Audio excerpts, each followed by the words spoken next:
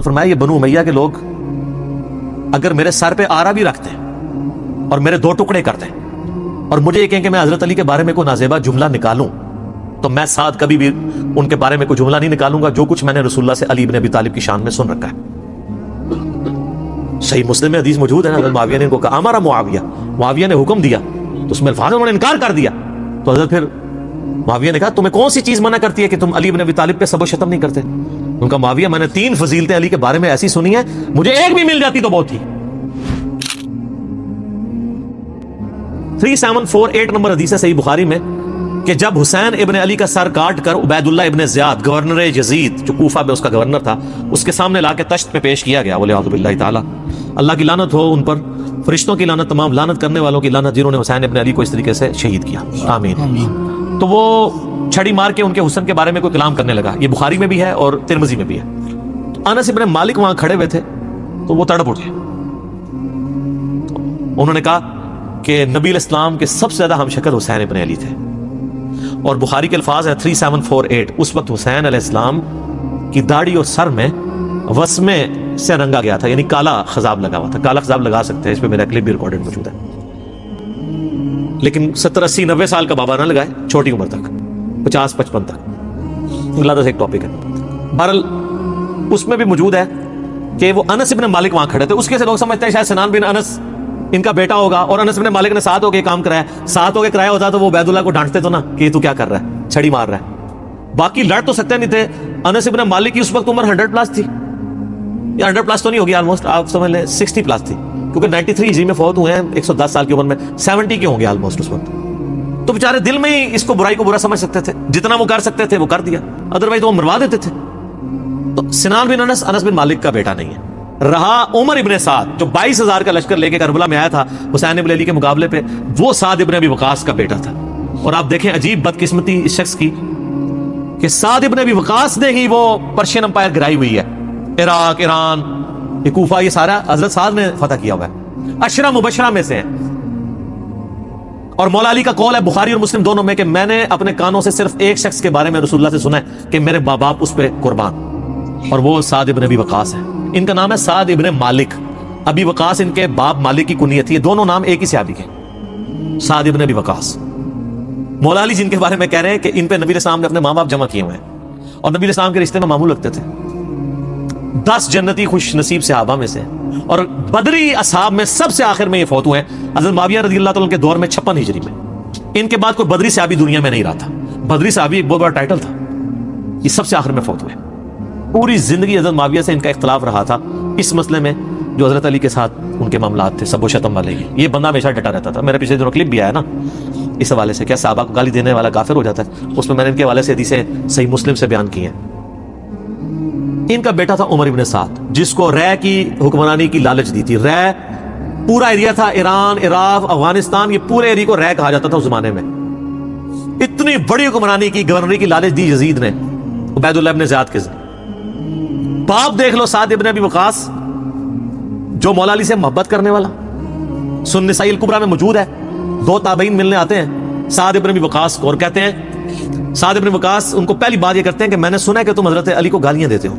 ان کا معاذ اللہ، ہم کیوں دیں گے؟ تو انہوں نے فرمایا یہ بنو امیہ کے لوگ اگر میرے سر پہ آرا بھی رکھتے ہیں اور میرے 2 ٹکڑے کرتے ہیں اور مجھے یہ کہیں کہ میں حضرت علی کے بارے میں کوئی نازیبہ جملہ نکالوں تو میں ساتھ کبھی بھی ان کے بارے میں کوئی جملہ نہیں نکالوں گا جو کچھ میں نے رسول اللہ سے علی بن ابی طالب کی شان میں سن رکھا ہے۔ صحیح مسلم میں حدیث موجود ہے نا، حضرت معاویہ نے ان کو کہا امارا معاویہ نے حکم دیا تو اس میں الفاظ انہوں نے انکار کر دیا، تو حضرت پھر معاویہ نے کہا تمہیں کون سی چیز منع کرتی ہے کہ تم علی بن ابی طالب پہ سب و شتم نہیں کرتے؟ ان کا معاویہ میں نے 3 فضیلتیں علی کے بارے میں ایسی سنی ہیں، مجھے ایک بھی مل جاتی تو بہت تھی۔ پھر انہوں نے کہا وہ پہلی فضیلت غزوہ تبوک کے موقع پر علی کی میرے ساتھ وہی نسبت ہے جو ہارون کی موسیٰ کے ساتھ، مگر میرے بعد کوئی نبی نہیں۔ دوسری فضیلت خیبر کے موقع پر کد اس شخص کے ہاتھ میں جھنڈا دوں گا جو اللہ اور اس کے رسول سے محبت کرتا ہے، اللہ اور اس کے رسول سے محبت کرتے ہیں۔ ہم پوری رات اس خوشی سے سوئے نہیں کہ کون ہوگا وہ بندہ، علی کو دیا جھنڈا۔ اور مسلم میں آگے الفاظ ہیں کہ حضرت عمر کہتے ہیں مجھے پوری زندگی رشک رہے گا کہ اس دن جھنڈا مجھے نہیں ملا، علی کو ملا۔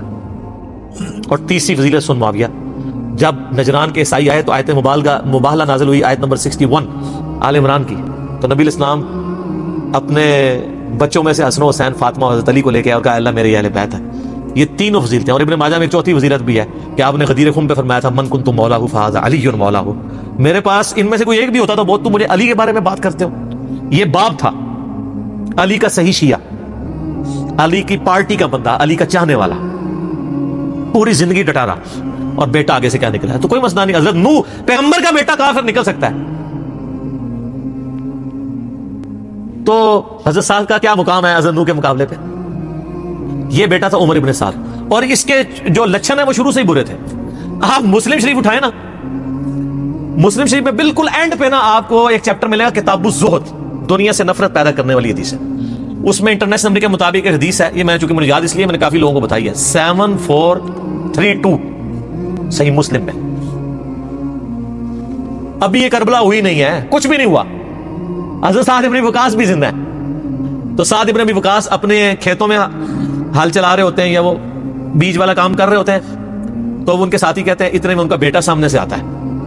تو حضرت سعد جب اپنے بیٹے کو دیکھتے ہیں عمر ابن سعد کو, تو کہتے ہیں اے اللہ اس سوار کے شر سے میں تیری پناہ میں آتا ہوں. حضرت سعد کو پتا تھا اس بچے نے کیا کام ڈالنے ہیں. وہ اپنی زندگی میں اسی بیٹے کے شر سے اللہ کی پناہ مانگا کرتے تھے. کہتے ہیں جب وہ قریب آیا تو آتے اس نے کہا ابا جی لوگوں نے تو حکومت بانٹ دی, کوئی گورنر بن گیا, کوئی بن گیا, تسی ایتھے بیٹھے جناب حلوائی پہ کر دیو. ہائے ہائے ہائے.